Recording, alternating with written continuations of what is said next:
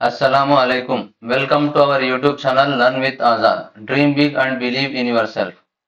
आज के इस वीडियो में हम एपी टेट 2018 का उर्दू वर्षन साइकोलॉजी करने जा रहे हैं। पहला सवाल है, तलबा के किरदार का मुशाहदा करने की गर्ज से एक मुअल्लिम अपने आप को एक खिलाड़ी की हैसियत से बच्चों के साथ शामिल कर लेता है। ये इस किस्म का मुशाहदा कहलाता है। इश्तराकी आम मुशाहदा, गैर इश्तराकी कला मुशाहदा। क्योंकि टीचर जो है बच्चों के साथ मिलकर खेल रहा है और मुशाहदा भी जारी है, इसलिए इसे कहेंगे इश्तराकी मुशाहदा, पार्टिसिपेटरी ऑब्जर्वेशन।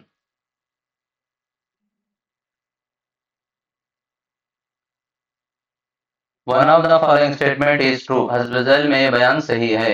ये सवाल नशोनुमा के ताल्लुक से है। ऑप्शन देखिए, नशोनुमा एक खलील मुद्दती अमल है। नशोनुमा में इनफरादी तफावत यानी इख्तिलाफात नहीं पाए जाते। तमाम मराहिल में नशोनुमा एकसां नहीं होती। नशोनुमा की पेशन गोई नहीं की जा सकती। नशोनुमा के उसूल अगर हम पढ़ते हैं तो तमाम मराहिल में नशोनुमा एकसां नहीं होती। The rate of development is not same in all the developmental stages. यह बयान सही है, बाकी के गलत बयानात हैं। अगला सवाल, लिसानी तरक्की के मराहिल में तरतीब बार तीसरा मरहला, the third stage in the order of language development is.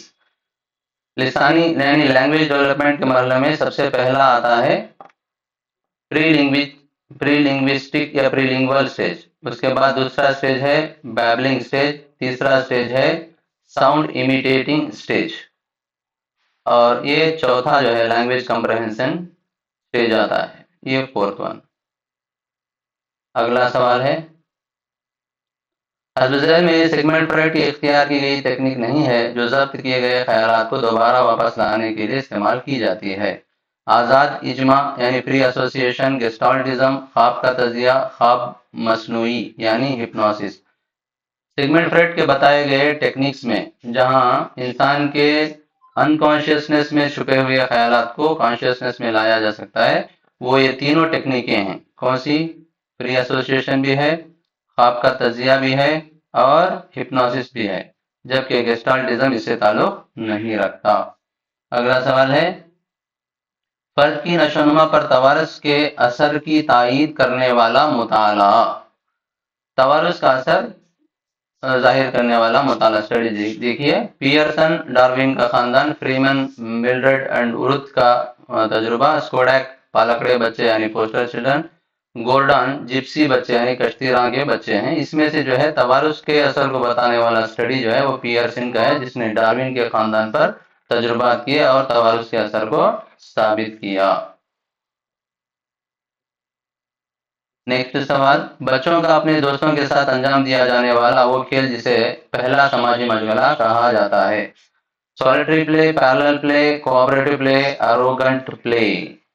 यहाँ पर समाजी डेवलपमेंट, सोशल डेवलपमेंट का पहला स्टेप जो है वो पैरेलल प्लेस कहते हैं। ये इब्तिदाई बचपन में होता है, इब्तिदाई बचपन।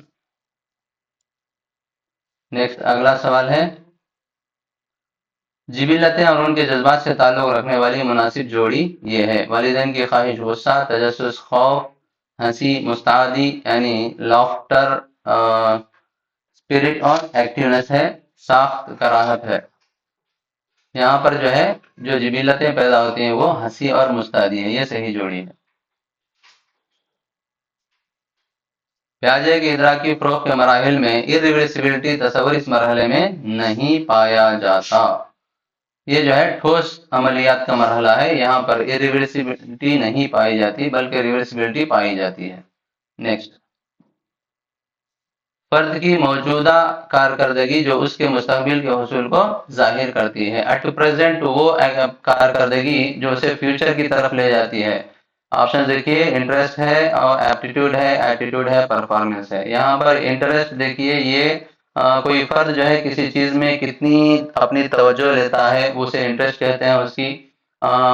ये एप्टीट्यूड देखिए, ये जो है किसी फर्द में पाई जाने वाली मौजूदा सलाहियत जिसे مزید تربیت دینے پر وہ جو ہے کسی خاص میدان میں بہت ہی اعلیٰ مقام حاصل کر سکتا ہے، وہ ہے رویہ کہتے ہیں کسی چیز یا ادارہ یا شخص کہتے ہیں جو ہے کسی شخص کا ریسپانس، ریڈینس ٹو ریسپانس کہتے ہیں رویے کو، یہ پازیٹیو بھی ہو سکتا ہے، نیگیٹو بھی ہو سکتا ہے، یہ ہے۔ اگلا سوال ہے سزا سے بچنے کے لیے اطاعت، یہ مرحلے کولبرگ کے نظریے اخلاقی فروغ کے درج ذیل مرحلے سے تعلق رکھتا ہے۔ کولبرگ کے اخلاقی نشو و نما کا جو نظریہ ہے مورل ڈیولپمنٹ کا، اس میں جو ہے 3 سٹیجز بتائے گئے ہیں، پری کنونشنل لیول، کنونشنل لیول اور پوسٹ کنونشنل لیول۔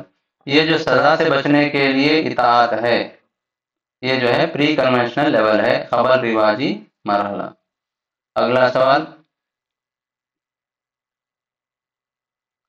تحریری مقابلے میں حصہ لینے کی خواہش رکھنے کے باوجود خراب مظاہرے اور انعام نہ ملنے کے ڈر سے مقابلے میں حصہ نہ لینا، یہ اس قسم کا حفاظتی اقدام یعنی ڈیفنس میکانزم ہے۔ تحریری مقابلے میں حصہ لینے کی خواہش ہے، لیکن اس کے اندر ایک گمان ہے کہ مظاہرہ خراب ہو جائے گا، یعنی اس کا جو ہے پرفارمنس خراب ہوگا یا انعام نہیں ملے گا، اس خوف سے جو ہے وہ امتحان میں یا مقابلے میں حصہ لینا ہی چھوڑ دیتا ہے۔ اسے کہتے ہیں حالات سے ڈر کر بھاگ جانا، اسے کہتے ہیں وتھڈرال یعنی گریز۔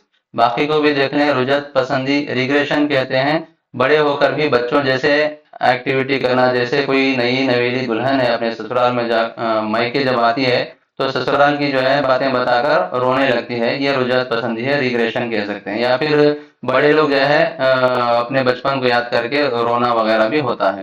شناخت کہتے ہیں یہ آئیڈینٹیفیکیشن کو، کہ جو شخص اپنی زندگی میں کچھ حاصل نہیں کر سکتا، اپنے بچہ کو ہی حاصل کرتا ہے تو اس میں جو ہے اسے دیکھ کر اپنے آپ حاصل کیے جیسا محسوس کرنا، یہ شناخت ہے، identification.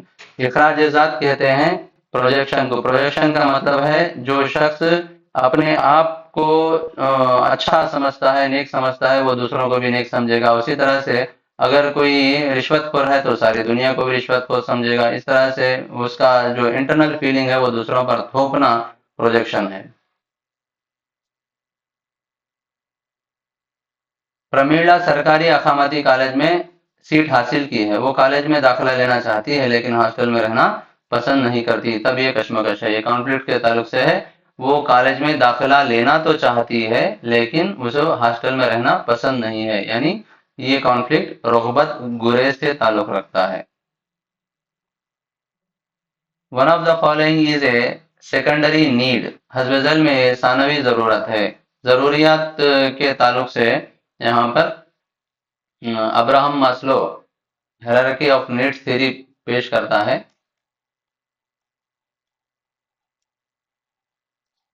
Hierarchy of needs theory, یہاں پر ضروریات کو دیکھتے ہیں تو غذا، نیند اور پانی یہ ہر انسان کے لیے ضروری چیزیں ہیں، جبکہ شناخت یہ سیکنڈری چیز ہے، ثانوی ضرورت ہے۔ اگلا سوال ہے قانون آمادگی، قانون مشق، قانون تاثیر درج ذیل اکتسابی نظریے کا نتیجہ ہیں۔ بصیرتی اکتساب کا نظریہ، صحیح و خطا کا نظریہ، کلاسیکل مشروطیت کا نظریہ، عملی مشروطیت کا نظریہ، یہ تینوں نظریات بخوبی ہم جانتے ہیں یہ صحیح و خطا ہارنڈیک کے نظریے سے تعلق رکھتا ہے۔ اگلا سوال ہے دوسروں سے کسی قسم کی توقع کیے بغیر از خود معیارات حاصل کرنے سے تعلق رکھنے والا کمک، ری انفورسمنٹ۔ ری انفورسمنٹ سوشل لرننگ کے تحت اگر ہم دیکھتے ہیں بندورا کے تحت تو ایک ہے ڈائریکٹ ری انفورسمنٹ، ایک ہے انڈائریکٹ ری انفورسمنٹ، ایک ہے سیلف ری انفورسمنٹ۔ یہاں پر جو ہے دوسروں سے کسی قسم کی توقع کیے بغیر ہے تو یہ جو ہے از خود کمک میں آئے گا، سیلف ری انفورسمنٹ۔ اس قسم کے حافظے میں مواد کو طویل مدت تک محفوظ رکھا جا سکتا ہے۔ رٹنے رٹانے پر مبنی حافظہ، قلیل مدتی حافظہ، مجہول حافظہ، فعال حافظہ۔ طویل مدت تک مواد کو یاد رکھنا وہ ایکٹیو حافظہ کے تحت ہوتا ہے۔ ایکٹیو حافظہ اسے کہتے ہیں جب کوئی آدمی کر کے سیکھتا ہے، لرننگ بائی ڈوئنگ، کر کے سیکھتا ہے، خود سے ایکٹیولی پارٹیسپیٹ ہو کے سیکھتا ہے، تو تجربات کے ذریعے سے سیکھتا ہے، تو ایسا سیکھنا اس کے لیے جو ہے اس کے حافظے کو بڑھاوا دے گا اور طویل مدت تک اس کے حافظے میں چیزیں محفوظ رہ سکتی ہیں۔ نیکسٹ، آنکھوں کے سامنے موجود منظر کو ماضی میں نہ دیکھنے کے باوجود ایسا تصور کرنا کہ یہی منظر ماضی میں دیکھا گیا ہے، اس قسم کا تصور کہلاتا ہے۔ تو یہ تصور جو ہے آپشن دیکھیے، Zeigarnik effect, halo effect, deja vu, gestalt effect, اسے کہتے ہیں ڈیجاوو، التباس شناخت۔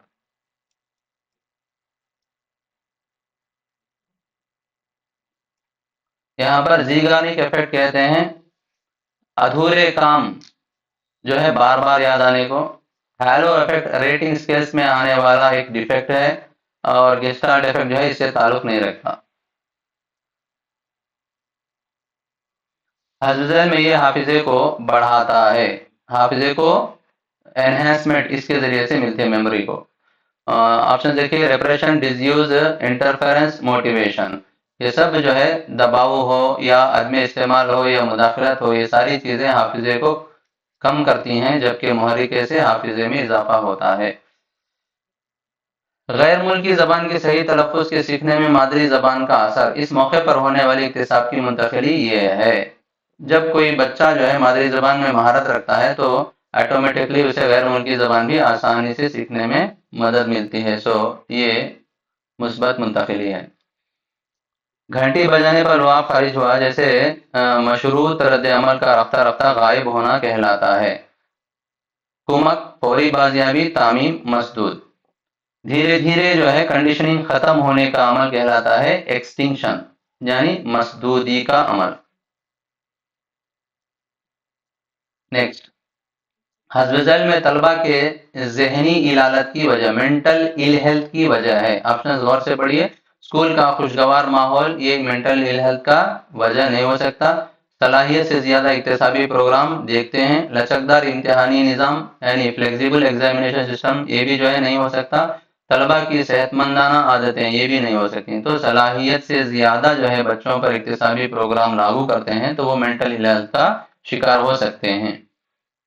نیکسٹ، بندورا کے مطابق سماجی اکتسابی عمل کا پہلا مرحلہ ہے۔ بندورا کے جو سوشل لرننگ تھیری ہے اس کو جو ہے لرننگ بائی ماڈلنگ بھی کہتے ہیں، لرننگ بائی امیٹیشن بھی کہتے ہیں۔ اس میں جو ہے 4 سٹیپس ہیں۔ ایک ہے پہلا قدم اٹینشن، دوسرا ریٹینشن، تیسرا ریپروڈکشن،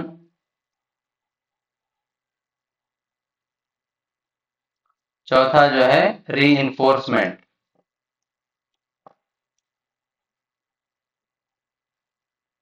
یہاں پر پہلا مرحلہ پوچھا گیا ہے اٹینشن، اٹینشن کہتے ہیں توجہ کو۔ ریٹینشن احفاظ، ریپروڈکشن باز تخلیق، اور ری انفورسمنٹ کمک ہے۔ نیکسٹ، درج ذیل میں اس کا تعلق برونر کے تدریسی نظریے سے نہیں ہے۔ برونر کا تدریسی نظریہ تھیوری آف انسٹرکشن اگر آپ پڑھتے ہیں تو اس میں جو ہے تجزیہ، مواد کی تشکیل، سلسلہ، یہ تینوں چیزیں شامل ہیں، جبکہ آمادگی یہاں پر شامل نہیں ہے۔ ایک 93ویں اسکول میں 150 پر 1 طلبہ ہیں۔ قانون حق تعلیم 2009 کے مطابق اس اسکول کے اتنے اساتذہ کی ضرورت ہے۔ 150 پر 1 ہونے کی وجہ سے یہاں پر جو ہے 5 93 اساتذہ ہوں گے اور ایک صدر مدرس ہوگا، ہیڈ ٹیچر۔ NCF 2005 کے مطابق بچوں کو طبعی طور پر تکلیف دینے والا موضوع، طبعی طور پر تکلیف دینا یعنی فزیکلی جو ہے انہیں انکنوینئنس کرنا، یہ کون سی چیز ہے؟ نگرانی کرنے والا اسکول کا عملہ، کیئرنگ اسکول سٹاف، قریب میں اسکول کا پایا جانا، سہولت بخش بیت الخلا، زیادہ بوجھ والا اسکول بیگ۔ زیادہ بوجھ والا اسکول بیگ جو ہے یہ بچے کو فزیکلی تکلیف دینے والی چیز ہے۔ نیکسٹ، اس قسم کی لیڈرشپ میں لیڈر کا رول برائے انعام ہوتا ہے اور تمام اراکین مکمل آزادی رکھتے ہوئے اپنے آپ حتمی فیصلے لیتے ہیں۔ اپنے آپ جو ہے پورے فیصلے لیتے ہیں اراکین، اور لیڈر برائے انعام ہوتا ہے۔ آپشن دیکھیے، جمہوری، ڈیموکریٹک، آٹوکریٹک، لیسس فیئر اور الیکٹک۔ یہ غیر مداخلتی یا عدم مداخلت بھی اسے کہتے ہیں، عدم مداخلت۔ لیسس فیئر جو ہے یہ ورڈ ہے، یہ فرینچ زبان کا ہے، فرانسیسی لفظ ہے۔ جس کے معنی ہیں عدم مداخلت۔ نیکسٹ، کارل روجرز کا پیش کردہ مشاورتی طریقہ یہ ہے۔ کاؤنسلنگ کا طریقہ: ہدایتی مشاورت، غیر ہدایتی مشاورت، منتخب مشاورت، غالب مشاورت۔ کارل روجرز نے جو ہے نان ڈائریکٹو کاؤنسلنگ کو پیش کیا، غیر ہدایتی مشاورت، جبکہ ہدایتی مشاورت ڈائریکٹو کاؤنسلنگ کو پیش کرنے والا ولیمسن ہے، اور منتخب مشاورت کو پیش کرنے والا ایف سی تھورن ہے۔ اگلا سوال، درج ذیل میں قابل تعلیم ذہنی معذورین ہیں، یعنی ایجوکیبل مینٹلی ریٹارڈیڈ۔ انتہائی ذہنی معذور، انگلش میں دیکھ لیتے ہیں، profound mentally retarded, severe mentally retarded, moderate mentally retarded, mild mentally retarded. Mild mentally retarded جو ہیں یہ جو ہے ایجوکیبل مینٹلی ریٹارڈیڈ ہیں، ان کو تعلیم دے سکتے ہیں۔ نیکسٹ، درج ذیل میں ایک ذہنی وسیلہ ہے، انٹلیکچوئل ریسورس وسیلہ ہے، سائنسدان، آبشار، زرعی حلقے، چڑیا گھر۔ یہ انٹلیکچوئل ریسورس جو ہے یہ سائنسدان ہیں، سائنسدان سے انٹلیکچوئل سیکھنے کو بہت کچھ ملتا ہے۔ تشکیلی جانچ میں مختصر امتحان، تشکیلی جانچ کہتے ہیں فارمیٹو ٹیسٹ کو، اس میں جو ہے جو شارٹ ایک چھوٹا سا سلپ ٹیسٹ لیا جاتا ہے، اس کے لیے دی جانے والی قدر یعنی کتنے مارکس کا ہوتا ہے، 10 نشانات، 20 نشانات، 25 اور 15۔ سلپ ٹیسٹ جو ہے فارمیٹو ٹیسٹ کا وہ 20 مارکس کا ہوتا ہے، اور بقیہ 3 کمپوننٹس اور چیزیں ہیں جو 10 مارکس کے ہوتے ہیں، جیسے کلاس روم میں بچوں کی شراکت ہے وہ 10 مارکس کا ہوتی ہے، اور بچوں کے نوٹ سے لکھنے کا جو ہوتا ہے وہ 10 مارکس ہوتا ہے، اور 10 مارکس جو ہے پروجیکٹ ورک کا ہوتا ہے، اور 20 نشانات جو ہے وہ سلپ ٹیسٹ کے ہوتے ہیں۔ ٹوٹل 50 مارکس کا فارمیٹو ٹیسٹ ہوتا ہے، فارمیٹو اسسمنٹ۔ شکریہ آپ لوگوں کا، thank you for watching our videos. For more videos and latest updates, please follow our YouTube channel Learn with Azad.